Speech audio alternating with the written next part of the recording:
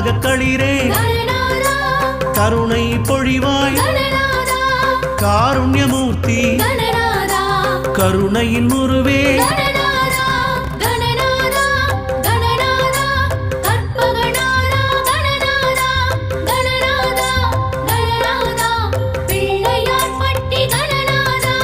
நீலமேனியோய்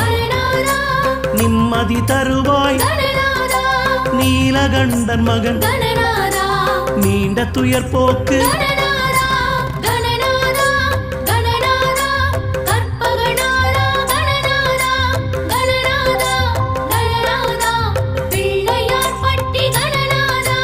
முப்பழம் நுகரும் மூஷிக வாகன இப்பொழுது என்னை ஆட்கொள்ள வேண்டும்